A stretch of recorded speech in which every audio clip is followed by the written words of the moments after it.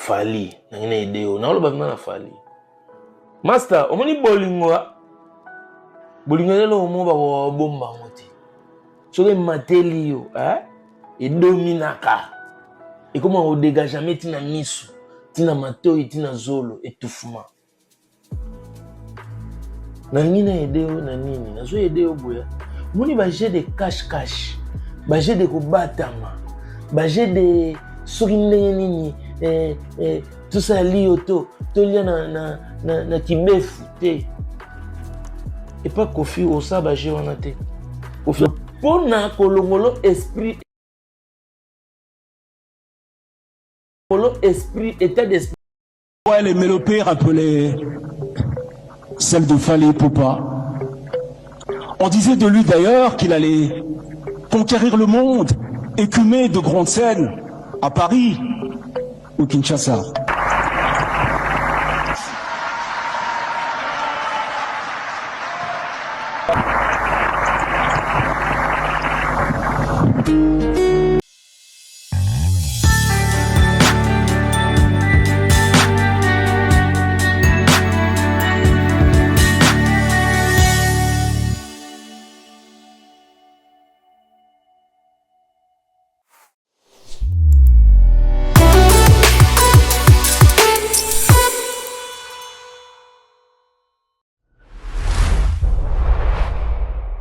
Bonjour à tous, j'ai une bonne nouvelle pour vous. Avez-vous des difficultés pour rénover vos maisons? OBG, Oxygène Business Group, met à votre disposition un service de travaux, de rénovation et de décoration intérieure, tels que peinture, carrelage, lino, parquet, plomberie, chauffage, montage de meubles de cuisine, chambre, salon, décoration murale avec des panneaux acoustiques, panneaux PVC effet marbre. N'hésitez pas de nous contacter au plus 33 7 83 67 78 21 ou par mail oxygenebusiness.group@gmail.com. Partout en France et en Belgique, Oxygène Business Group, c'est la solution pour tous vos travaux d'habitat. N'hésitez pas de nous contacter. À bientôt.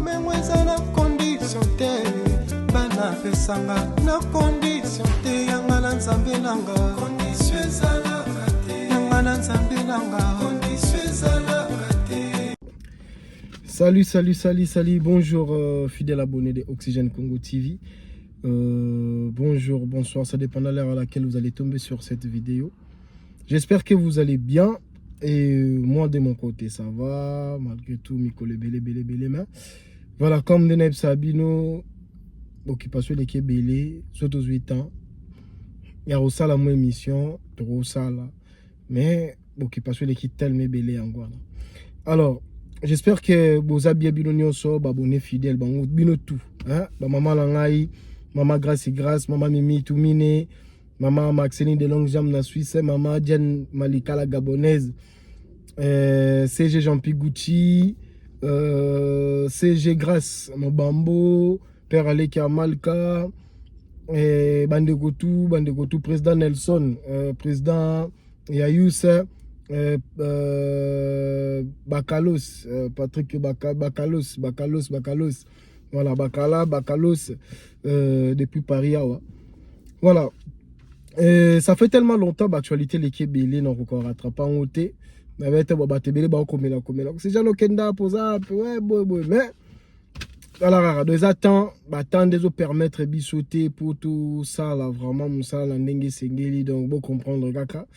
Et attendez vraiment eza vraiment koboma biso alors na lingato sur la vite fait sujet ozoleka na toile donc sujet ozoleka na toile je dis que papa chéri auto ko zo ba makambo belé wa j'ai eu même intervenir na émission moi ya va vite fait par téléphone parce que na attente on appelle ça point de vue nanga mais si jango peso ezo continue ba internet ou ça c'était hier ou avant hier je pense. Et image leki tu as condamné Jibem Piana. Pourquoi Jibem Piana a kitaki pardon ayaki na potota pona makambu ya enterrement moi donc c'est un peu kosolo lango et bon ça l'a vraiment branché hein, parce que moninga so bien disposé tabu seki maramba biezali Dans les naïos, ça a ming recadrage, on a recadré bateau. Et tout sur la sortie médiatique, il y avait une émission quoi dans l'émission auto ça là. Je vais dire que c'est encore, mais si j'ai au moni congolais, c'est un faux. Tout ce qui a sous place dans le Koutate. Le Koutate ça sous la place na minutio, donc il faut vraiment tout ça là qui est fort, qui est ceux qui battent tout. Bah limba yande tu moi au cause ça tout ça la moelle au mot bouillé. Alors tout zone qui sera bon pendant la droitière et ça bien. Et ça a bien makasi. Alors, pardon, excusez-moi. Donc voilà, je disais que en fait, voilà, c'est ça que je disais. Le Kouta, tout ce qui est sous temps, dans le Kouta. Et ceux qui va changer l'histoire, parce que l'histoire va changer en haut. Parce qu'on était là, on était présent. Tant histoire nous comment biso tozala ki wana alors roti karaté même si barter ya histoire en bango balinga banda ko falsifier histoire roti kara ngote biso bato tozala ki to mona na histoire bazo comment même si bango bazaki ba acteur mais so balinga banda ko bebisa histoire bango moko bazaki ba acteur mais biso tozala ki wana et faut télé belango ta koto ezaki boité ezaki penza boy donc le bamo maramo boana papa sorti médiatique y avait na biso et moi recadage salama n'a pas parole na Thierry Mumbaya. J'ai rien contre Mumbaya mais bah c'est ses propos faut qu'on mette un peu qu'on recadant reprendre voilà mutala monopole il y a parole à zate et ça bah propos na yé mais on peut aussi lui regarder pour dire que non, au lobby bouillé, mais t'as la bouillé, la place à bouiller, aux loba bouillé, yo me repose au sang la bouille. Donc, il y a juste qu'on recadrer, recadage gaga. Et pas parole, c'est bien faire aux ongles là parce qu'il y a des bordas qui musique a débordé ma casse, faut aux ongles au tal, c'est que, bisous, soit battre ma bandi, mais, faut aussi la rali bandi, faut aussi la vraiment t'es comme Marabuzo, comme son mutabuzo, bah âge c'est poussani to comme na ba âge moko il faut ko yebaka nini ozo sala parce que na ba âge pas parole c'est mon vieux pas parole ça par rapport na ba âge de pas parole ça ba 50 ans ba 60 pas parole ce moment on a dans aza mona muketa aza mutaleloti alors on dirait ka kokola au lieu muta comme de plus en plus mayele mais ndetika kokola izo komisa rabatu zoba kokola izo sili sarabatu et qui sarabatu mo ba sagesse belé to ba msubanga basala ngo esprit pour na replaire batu alors to sola pe to beta pe masolo ya mayanga vite fait donc restez branchés tina suka boza pete tina suka to sola ngo parce que na temps mingi penza te metto sola ngo avant Nabanda Boulou. Alors, si j'avais un abisso Jibem Piana, Motopamba, encore sincère condoléances à papa chéri et la famille Piana Mobimba, la maman Nabisso, maman Océane, Nicole, je pense si je ne me trompe pas, Nicole Longombo, si je ne me trompe pas, sur la bosse Nikombo, Tende Kombo Erwana, dans la famille Longombo, la famille Mpiana. Voilà, bah, sincère condoléances. Alors, bah, toi, lobby, pourquoi papa chéri, bah, on va jouer ma photo. Il y a attitude à papa chéri, na matanga c'est gain. Na attitude à papa chéri, na matanga, il y a propre fille, na yé.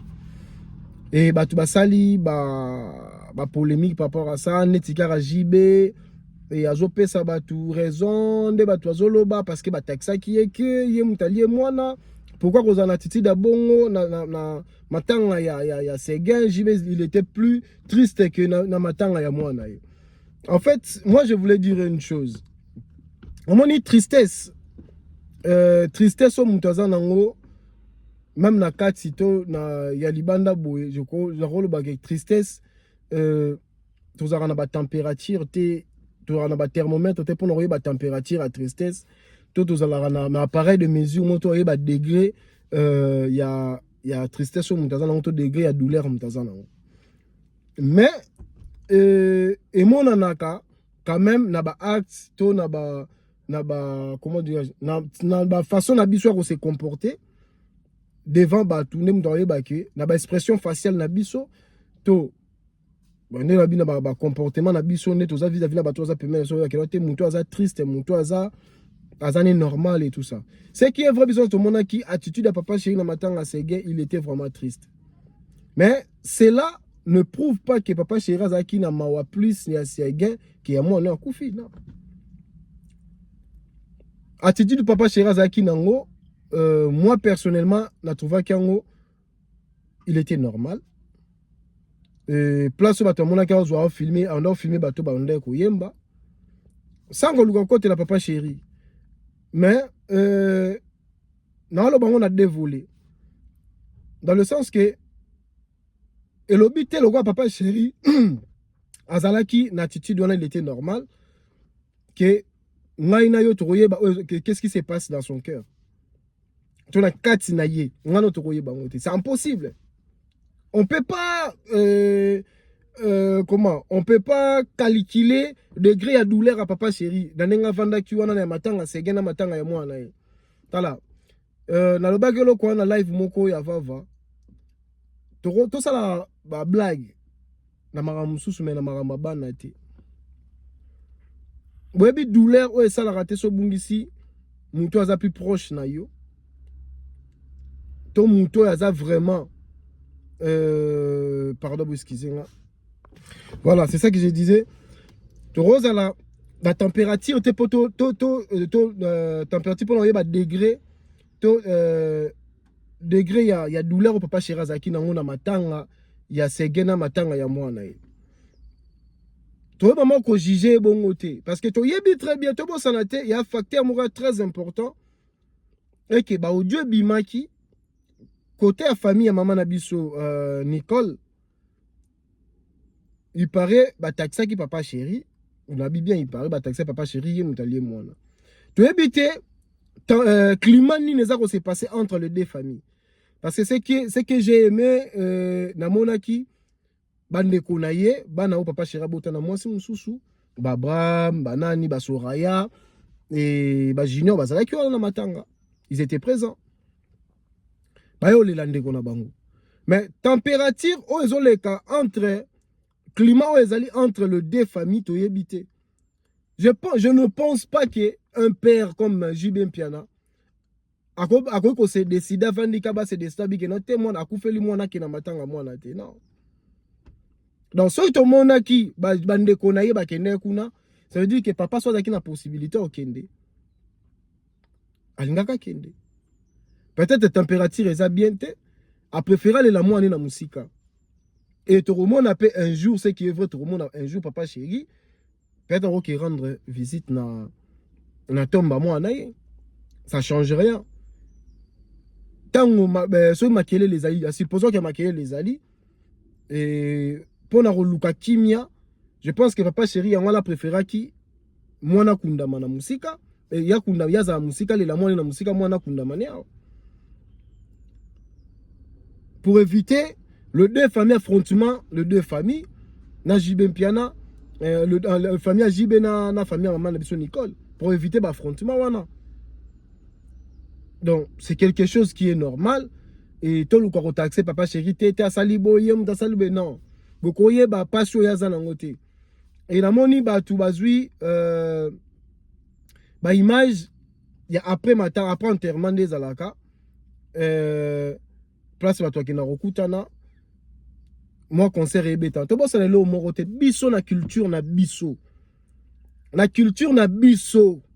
ba congolais to ba africain so muta kufeli to le lara mutu na banzembu na mabina c'est logique to comme ça on le roi crime to comme ça comme péché pour na papa chéri muta salengo non to bossa ni to ba la route bembeza wana devait bemba to ba luka ba bina ba zo nikola luketo to bossa nyon culture na biso ya bongo tolelaka na banzembu na mabina na ba danse na ba mbunda na ba sifflet na ba flûte na ba instrument tout traditionnel tolelela ngo batu ndeska tonto bossa na parce que ça Jibin Piana non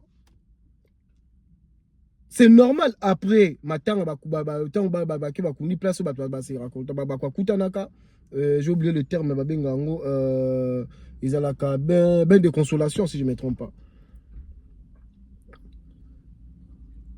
et batunyo so bayaka wana bataka musique et tout ça là j'ai bel quoi dans orchestre bon moi te mo ka vanda ki bana tunyo ba moni mona bozo image to batu bina Boyemba, Océan te vend qui n'a pas de poste na esila kité. Papa chéri, ça l'effort. Ya ko luka ko seka, mais au centime to kanga ko lela, on ka passi douleur ya père. Toyebi culture no so de tambolara. Nous avons la okufa le pena mo na bato ba bazuyo ba télémission. Ba tambuso ba tourner so devant cercle ba biniso obina. Ozobina en fait na matanga ya za ba danse, ozala expression ya mawa. Ozobina pona mawa ya mwana akei. Ozoyemba ozolela pona mawa ya mwana akei. C'est qui est logique. Le lobo komi sangote eloko moko boye je sais pas sendeti lokola bato abina kino congolais. To longola esprit wana to komi nango on komi to komi ko se permettre ya ko toucher tout ya ko toucher tout le monde. Ya ko toucher ya ko kota tina ba vie privée ba ba limite eza souté. Vous pensez que ba tout na réseaux sociaux ba tout ba lobela JB pena. Nani wa ko lingo océan plus que JB. Tala, na loba ke lo mo na intervention mo na sala pas vraiment ba boy. Bon ni même atandoki. Ndoki o alie mutu. Moi ndoki so alie mutu. Na kindoki na esprit abomi mutu wana metango vanda bo ya balobaka na matanga ndoki mutalela kamaka eza kibo moto humanisme kibo moto wana ezongi kibo moto ezongi na esprit abomi ye mutabomi mesko tango esprit wana parce que kindoki eza esprit tango esprit ne rolongwa tika tikola kibo moto douleur passionnaire au père de mutu eye. So écoute Jésus, ozaki mona nzambe. Ozaki nzambe yemoko. Na esprit saint na nzoto. Mais tant arrivé comme un moment où kibo moto yaki. Tant atali a mona ndenge akufa. Alela ki, il a pleuré. Jésus alela ki. Parce que nzoto, eza nzoto. Nzoto il est là qui. Alors il faut arrêter s'il vous plaît. Vous pensez que JB Ndangazana a une douleur à moi? Moi, elle a mon tout monde au linga océan plus que lui. La paix, c'est un exemple, moko. L'artiste Ferrego, là, il avait perdu son frère. Les gens l'ont taxé que Dieu bimai papa Dieu ne le baki bon. Moi, je confirme rien. Dieu taxé que mais bon, vous avez vu comment le gars il avait pleuré. Admettons que c'est Yem Tassala qui est bon. On a bien appelé exemple. Admettons que Yem Tassala qui est bon. Mais on a un les lawan les qui Hervé Gola na kibonzoto. Et ça passe si ça fait mal. Qu'on perdre proche. Et surtout, dans le bara, son koufelati. Moutou aza plus important que yo. Moutou aza important na vie na yo pardon. Moutou aza plus important pardon na vie na yo. Toza plus important pour Nayo. Voilà, c'est ça que j'allais dire. Plus que tu mais pour Nayo. So koufela moutou, mo koufeli papa, to maman, to yaya, to leki, to mwana. Vous en avez courage en l'écarter pour le baba n'importe quoi le baba la télé. Congolais qui bon moutou, ils ont rassulté. To perdre ba valeur. Respect à ba mort, ils ont rassulté. Respect à bateau bazo koufé là, ils ont rassulté par la biso ba congolais. Pourquoi? Au bout d'un moment, total en la face boui. Total aka. Pe barake. Biso pe ba oyo. Totika l'éternel maté. Toza batu. To koufa kaka.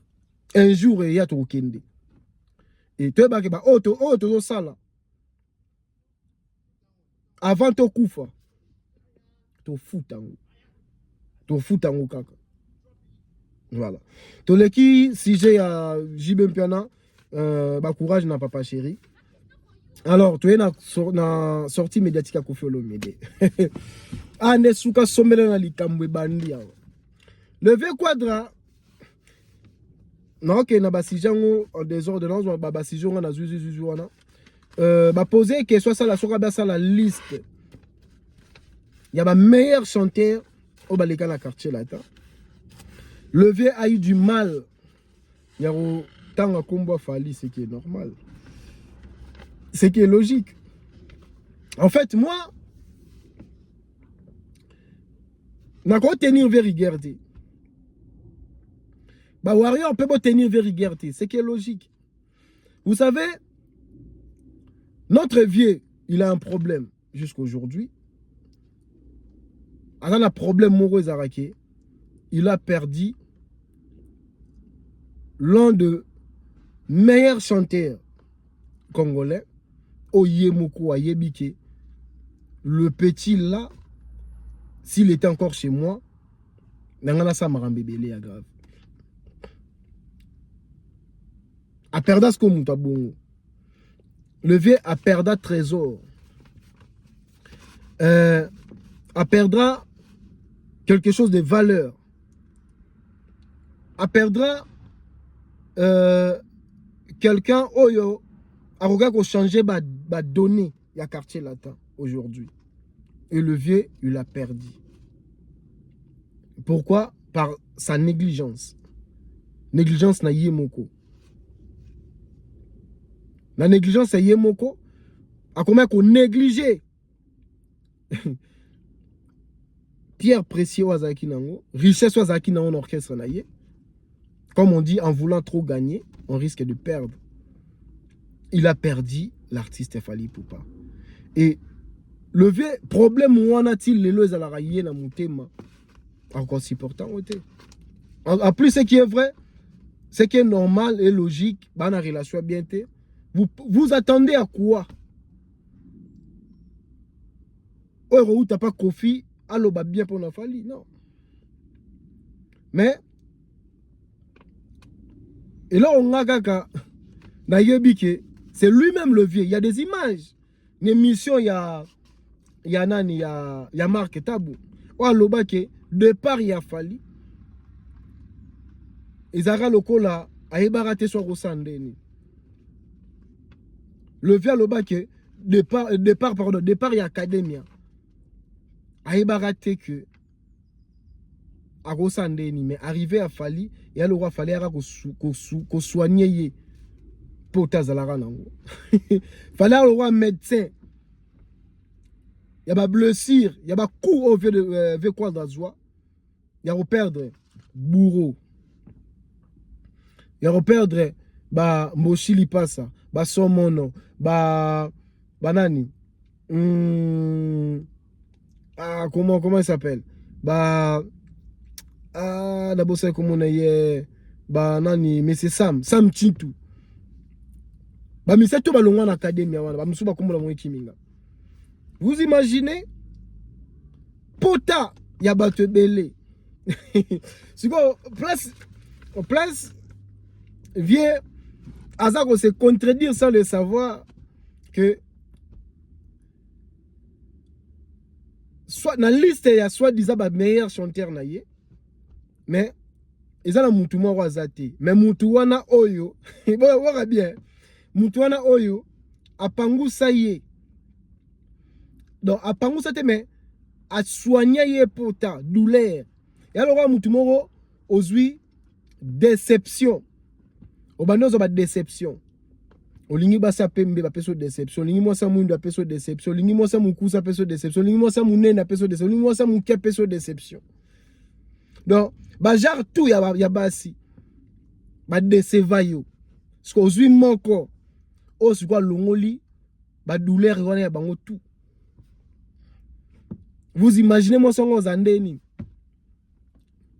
to pesa ka exemple ya moi si pour la simple to bande ko na biso ba mama bozo ba déception ya mibali ya ndenge na ndenge ba mibali ya mikuse ya milai ya mike ya minene ya batambongo ya ba sorti tout on a déception na bango parce que kutana mobali moko o yesu ko alongoli yo souci ya mibali wana nyonso baleka na bite to Vous comprenez? N'est-ce pas une analyse en moi? Parce que aujourd'hui, moi si moko, oh l'ongolio souci, y a pas signé sur. Nato mobali mora l'ongolio souci mobali tout balika, oba décevoir. Donc ça veut dire mobali on n'engini. Ça veut dire que mobali on a un spécial ou les gars bango tout. Parce que donc, ça veut dire mobali yé wana moko, yé moko, il vaut plus que bango tout. Yé moko wana vaut plus que bango nyonso. Donc c'est qui est logique et normal. Fali Poupa, tant qu'on fait ça la liste de grands chanteurs na Yohana, a-t-il fallu te? A-t-il été? Parce que Fali il est plus que Bango. Déjà quand il Kofi, c'est que j'ai aimé Kofi parle de tourner meilleur chanteur.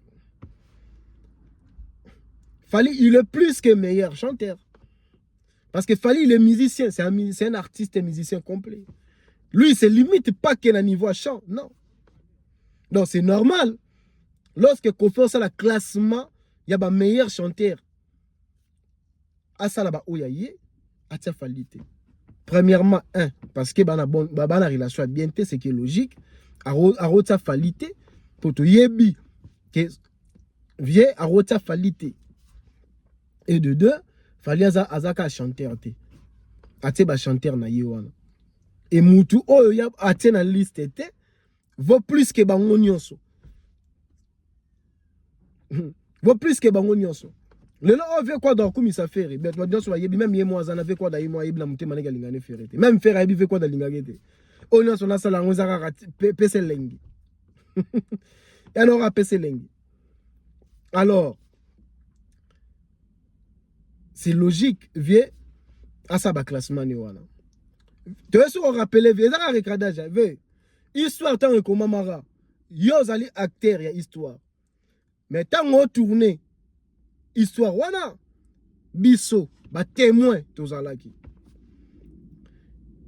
peut-être par rapport à âge peut poussani malgré tozalaki acteur en scène okoki pe ko bosana ba action muso salaka biso to yakaka sans rancune sans polémique sans mafinga avec beaucoup de respect parce que tu es notre légende la musique congolaise tu es notre vieux sans qu'on finga, tu as juste qu'on rappelle parce que biso tozalaki ba témoin.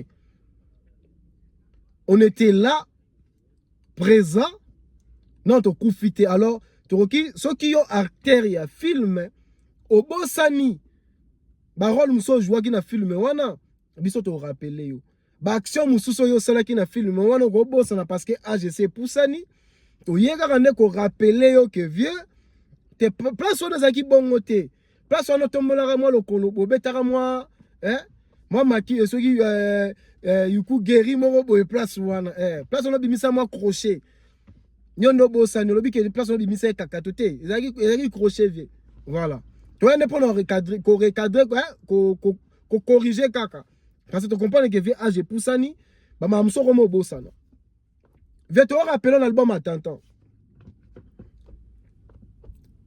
pour comprendre que musicien Oyo Zwaka après départ il y a académie pardon vaut plus que bao tout bakenda wana parce que tangi obi esalaka loko te meto yebike tant académie kendaka vie yomoko lobaka ke salaka bien te pe biso to monaka pe ke salaki malgré to beta ba concert mais ozaki na sous moi pression ozaki bien te et salaki bien te alors tozo comprendre démarche na yo tozo comprendre ba propos na yo tozo comprendre par rapport à âge au robot ça na histoire yo moto rappeler kaka ve quoi doit attentat malgré tout ozaki na ba meilleur ba grand chanteur wana pourquoi tu as laissé à l'artiste Fali Poupa a signé titre l'album na yo attentat pourquoi vieux pourquoi Tigara fallait signer titre et Nzembo wana pe bima meilleure chanson et là parmi ba chanson oyo batu ba yoka penza album wana tanta makasi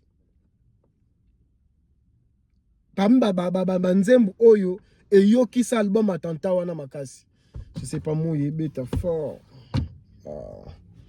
bon on va continuer comme ça je peux pas nous dépasser fil d'idée qui moi Et ça va rappel, je vais te rappeler.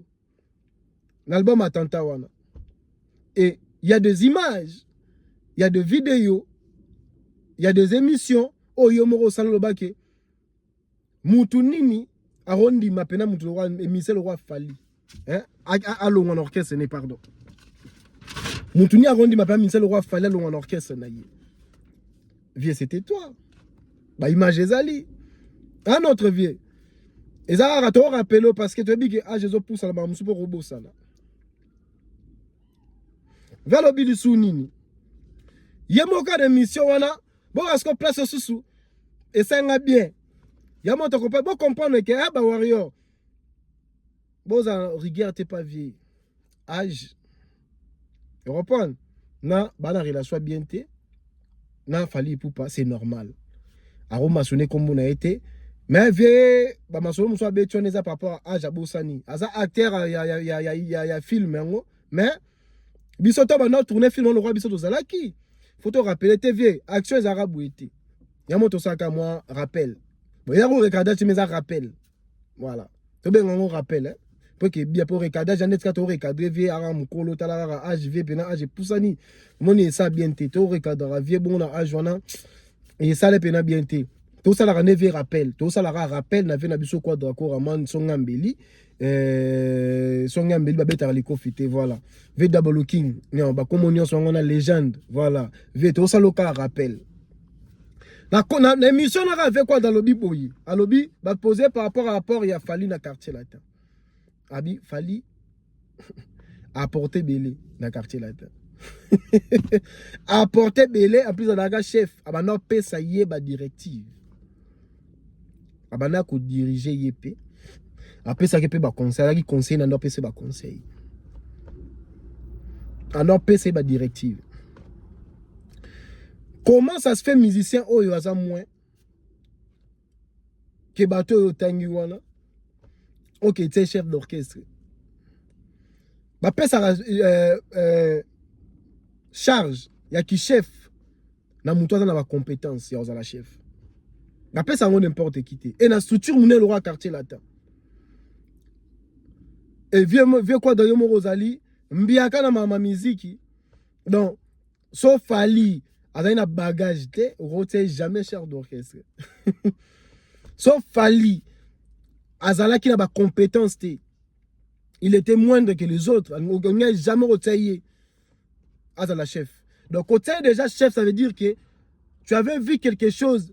Tu avais vu quelque chose de supérieur, d'extraordinaire. Na kati na ye, ya omono zwa ki oteke liboso na ya batutu pour akamba bango. Parce que je vous rappelle que après comment ça s'appelle, champion du capé l'esthétique. Et après Félix Tyson, je pense si je me trompe pas, Fali Mtarozwa. Nani, non, Ezaki, voilà. Ezaki, je pense si je ne me trompe pas, champion, après champion, Eroko Mafali. Et Nani, je pense que la Nani soliste, comment ça s'appelle? Nathan Komona comme Kimi. Soliste, là, c'est pas Fali. Feli Tyson. Après, Fali au Zouangwende, wana. Si Fala Longwa, Alongwa, orchestre na yo, tant que chef. Parce que mon tas là-bas, ma bagage, ma compétence, c'est impossible de retirer chef. Impossible. Alors, vers lobby, fallait apporter Béli. Et ça, l'on souvient lobby et ticket, lobby. La plupart, il y a des chanteurs, il y a quartier latin. Ba tube au bazarana, banzembo succès au bazarana, banzembo ba signer na quartier latin. Abi, la plupart. Là, Penavier, on a raison. Parce qu'on place au Penavier, on a raison. Place au Penzo, on a raison. Et c'est là où ça démontre encore que tous les artistes au Babima, la quartier latin, il n'y a aucun qui est plus que Fali.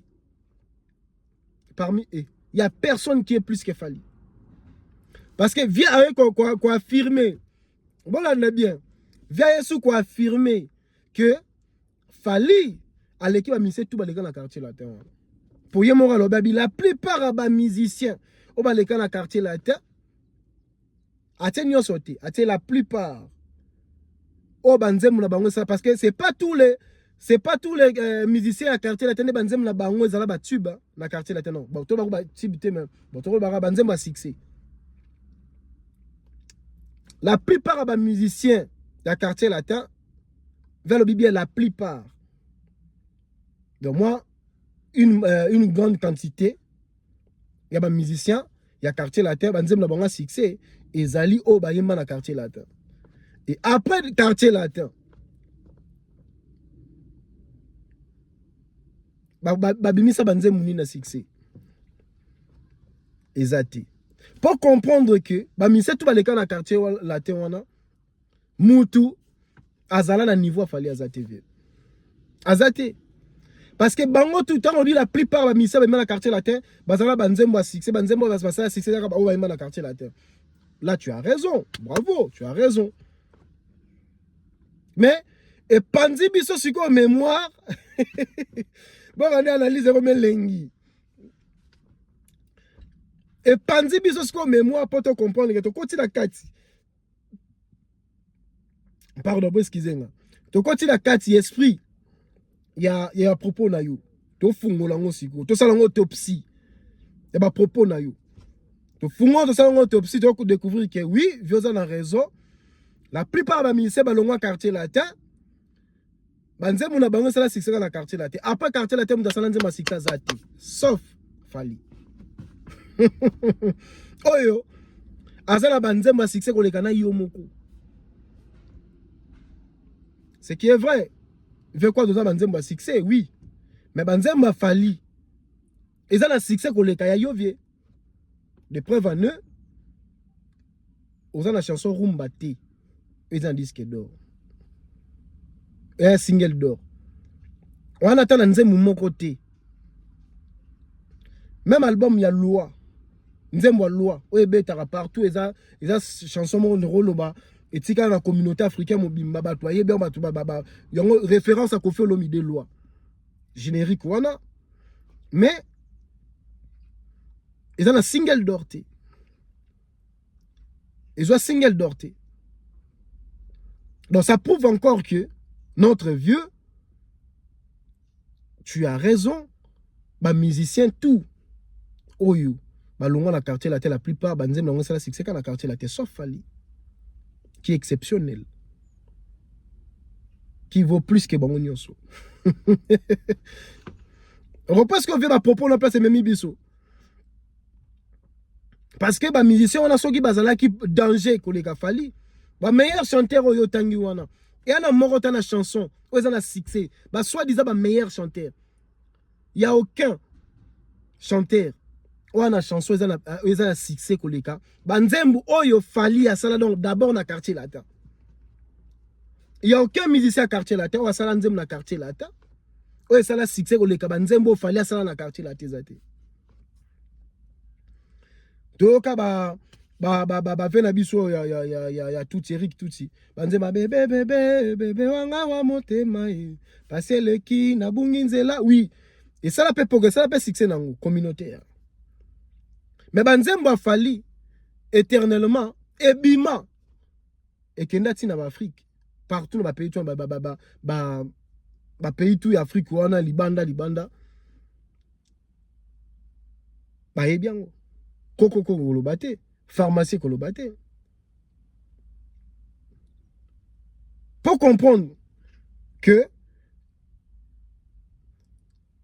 tant ozo luka okita Fali d'être biso boy ba avec tito comprendre c'est normal parce que bon la n'a bien été mais faut en maîtrise vie parce que tant histoire robeta histoire na yo parce que vous avez acteur à histoire en haut beta yango ndenge ezalaki soko luke comment falsifier histoire biso ba témoin tozaki tant film histoire zo ko mama to Ricardo TV peut-être âge poussani obosani parce que même ba mise to tangi wana soit disant ba meilleur chanteur na mise monta tsanzembu et ça la succès le grand nzembu Fali na quartier la tazate et oh le balisu ke bango tout banzembu na sala succès na quartier la te car banzembu ba sala na quartier la te après ça kobima na bango Moutasala Banzembo le roi Fali Azate. Parce que le haut Fali, c'est le meilleur artiste congolais. Il y a style à rumba. C'est lui qui détient le record. Il y a la meilleure chanson rumba. Aujourd'hui, c'est lui. Ma meilleure chanson rumba, ma meilleure chanson le plus écoutée, le plus suivie. Premier album, rumba et soit disque d'or, c'est Formule 7. Alors, je suis zaté. Merci beaucoup. J'ai un rappel à vie. Voilà. On va parler de chanson Mayanga. D'habitude, bateau balanda peut-être ça fait un peu longtemps. La salle mission mo boye. Tant on décortiqué Formule 7. N'a bino nzembuya disqualifié. N'a sabino disqualifié ezara mutwashi. N'a sabino disqualifié za mutwashi. N'explique bino la grandeur de Fali, son apport dans la musique congolaise et batebe baloba Fali amema nini na musique congolaise.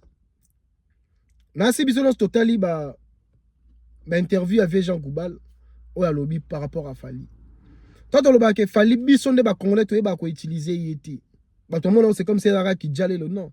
Moi je vous parle là, moi je suis un artiste. Je joue à la guitare. Vous savez, c'est facile de critiquer Fali. C'est facile. Europe s'appelle caméra no oui au fingi Fali.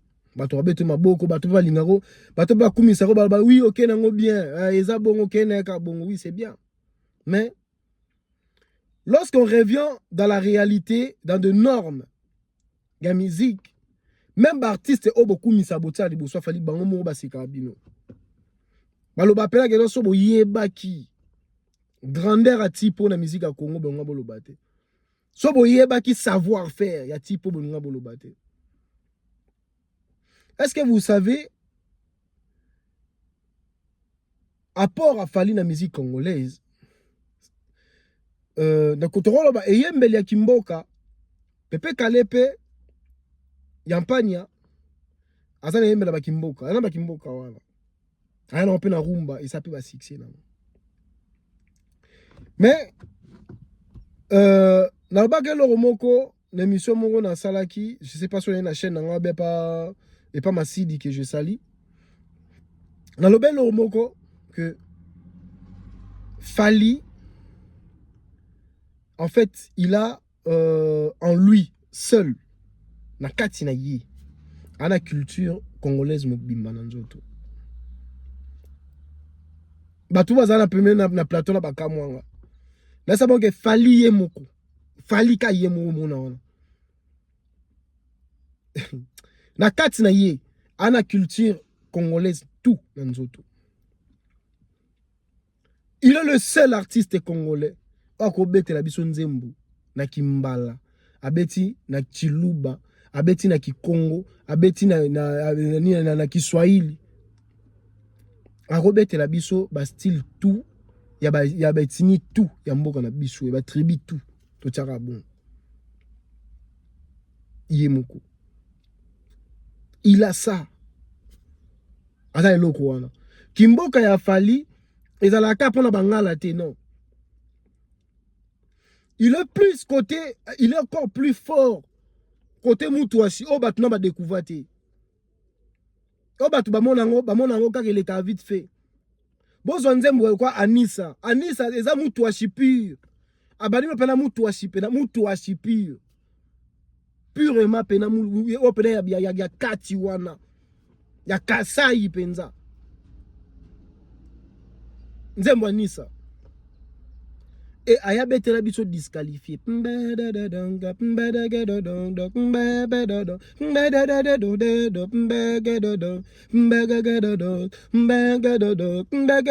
fait, eza Moutouachi penza, il aura mboka. En parlant de ça, je salue mon vieux Willy Zola, Ndofusu. Il y a Willy Dja. Pour yé moukonzi nango. Moutabeta ba guitare, on a tout, on avait Willy Zola. Ndofusu. En fait, Fali, il a ces trucs-là en lui. Il est fort côté Moni mayanga o ngaka tana yoka tiango parce que ngada na yoka nzembo ba beton dans un concert mo boye. Parti on a essayé parti ka côté refrain wana. Na koyaki mayanga na koyaki mayanga mama. Parti wana ba beta parti wana. Et kotanga mala moko.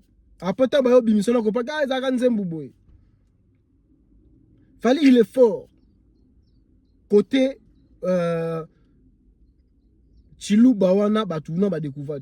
Fallait rose web musique à Bakongo, à Beteli Bisongo na bata Bakongo ba okamo. Vejan Gouba la autant lo bango fallait azali alo roi coltan, alo ko la or. O ezaki na Congo to ko utiliser, to ko exploiter en côté. Batu mususu nde ba bénéficier nango. Fallait avoir la connaissance ya art, ana connaissance à musique. Mais en fait connaissance à la musique a fallu eza inné, c'est quelque chose à botami nango. Et abaki si lisusu neto za la cab na ba beta musique a bongo ko apprendre pas ba vélo kwa kanza, ba vejan kubaluana, ba conseil ba maestro Suzy Kaseya. Boka maestro Suzy Kaseya ndengalo alobaki. En fait fallait ce qui ba maé sur le roi Suzy Kaseya, ba le roi ba Jean Goubal, ba lo babongo. Et bongo ve quadra. Aïe bien important ça fali la musique congolaise. Bola naté beblo ko sala wan.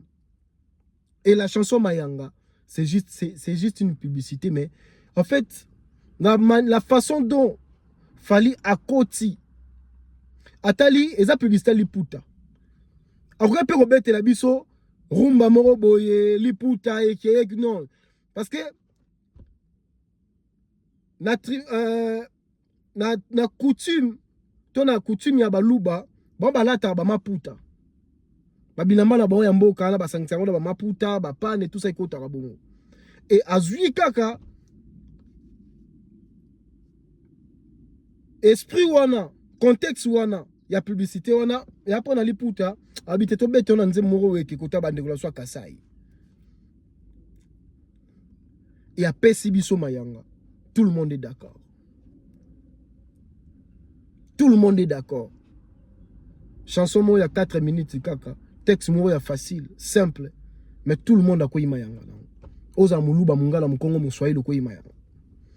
Et le bino tout le monde a okaki alobaki abi pour la première fois Mayanga komi muluba. Pour la première fois Mayanga komi muluba. Pour la première fois Mayanga komi muluba. Non, mais il est fort. Il est fort. Il est fort. Félicitations à l'artiste pour Nzema Yanga. Et là, pour citer, là, non, ça, la recadrage. N'a pas paroles. En parlant de Mayanga, concert Falia Betaki, jour à ouverture, jour à sortie, il y a clip. Et après, on a clôturé mois de mars. A Betaki concert dans Visco.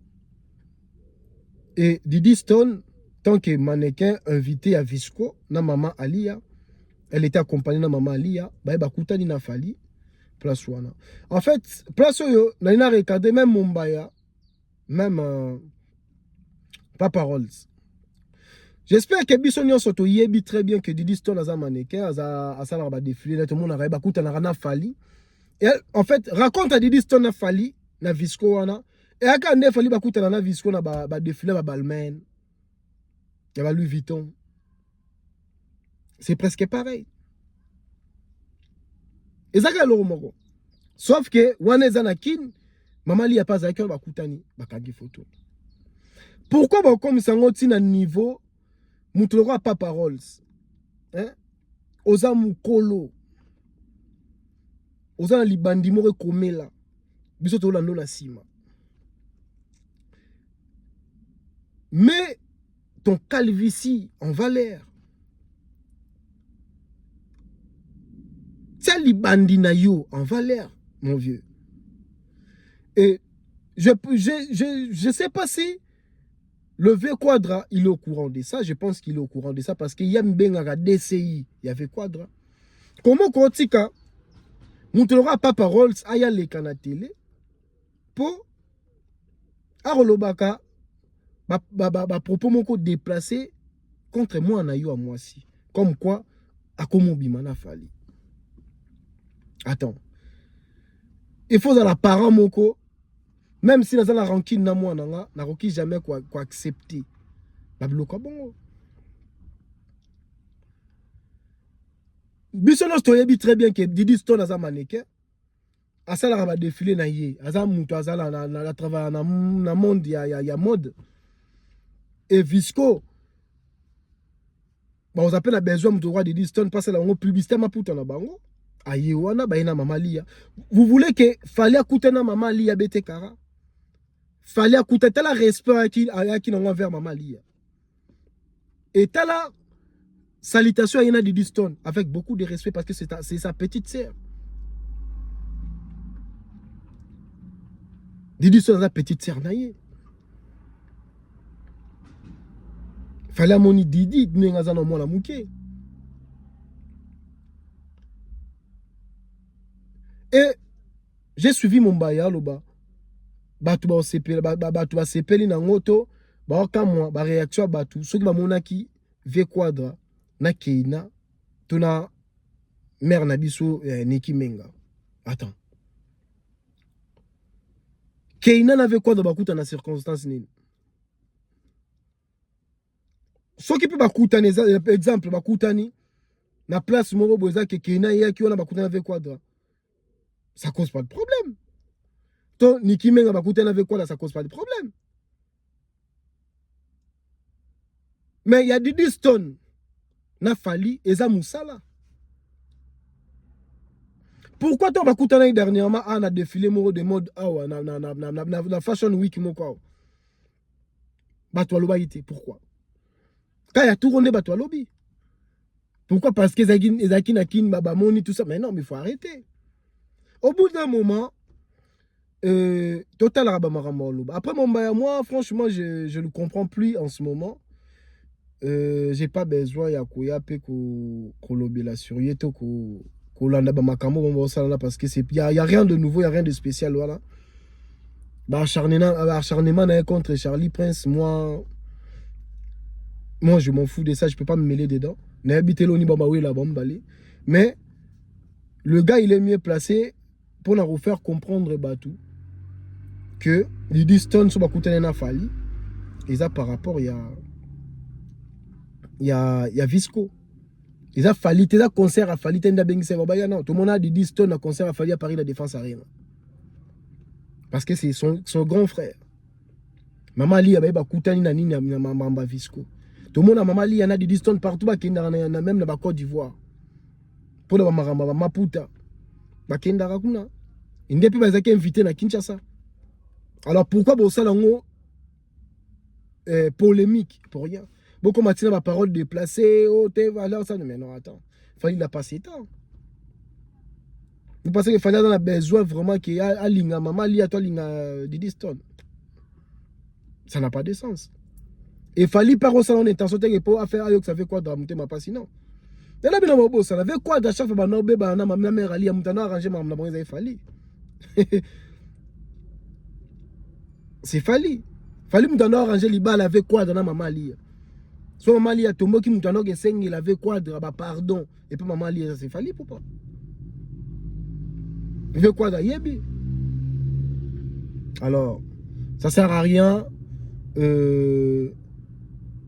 bon que non ba polémique moro à débat les anga mutu na makolo. Voilà, merci beaucoup Nabino vous avez branché R à boulot coquille. Donc il faut la dire boulot. Webiga la salle vidéo rapide pour Webiga donc boulot. Voilà, merci beaucoup Nabino vous avez qui branché. Restez branchés sur Oxygène Congo TV tozoya na biloko asika et ba publicité peso le kawana ba tout bazana France, partout na France na Belgique. Si vous avez besoin bon ça va travaux il y a rénovation yandaku peinture, carrelage décoration intérieure pose panneau acoustique panneau acoustique wana et na panneau PVC effet marbre décoration publicité sur les chaîne wana donc Oxygène Oxygène Business Group et Zawana. Pour la regarder, donc c'est Ngamum Nasala Batravo, wana métier Nangamusa Nangai. Donc vous n'hésitez pas de me contacter, numéro de téléphone de Zawana. Bobenga et tout ça là on attend mouké et na rapidité pe na qualité bien. Bon c'est pe la primo quoi bien raisonnable. Donc bah warrior, y a bino wana même aux warriors à la warrior té on est là on est à business. Donc voilà. On est à business et ça mamsala aux a besoin pena ya peinture ba c'est la peinture babong c'est l'ondaku on ne peut pas payer idée pour la décoration y a palais et tout ça la ratou wana donc n'hésitez pas de me contacter tout ça wana OBG OBG business donc Oxygène Business Group tout ça wana pour na ko aider bino quoi. Voilà, merci beaucoup nabino tout on se retrouve prochainement nabino mokolote mais vous allez peut-être dans mystique à fumer le na rosa appel live mo dimanche na ndenge mo ka mystique à fumer ça bien. Donc l'artiste Fally Ipupa à hauteur beta lobby na Sénégal, je pense que les lopas aux na robet tapé concert les si je me trompe pas. Et voilà, bah image tout le monde qui concert les cas qui bien. Et voilà, donc date à Stade de France, restez toujours branchés, surtout osez là. Stade de France, c'est pour bientôt. Voilà, on se retrouve prochainement. Merci Nabinotou, au revoir, ciao.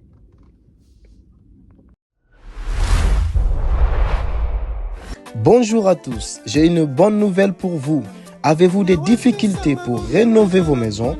OBG, Oxygène Business Group, met à votre disposition un service de travaux, de rénovation et de décoration intérieure, tels que peinture, carrelage, lino, parquet, plomberie, chauffage, montage de meubles de cuisine, chambre, salon, décoration murale avec des panneaux acoustiques, panneaux PVC effet marbre. N'hésitez pas de nous contacter au +33 7 83 67 78 21 ou par mail oxygenebusiness.group@gmail.com.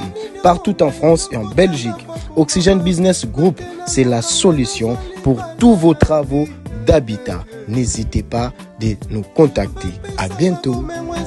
Condition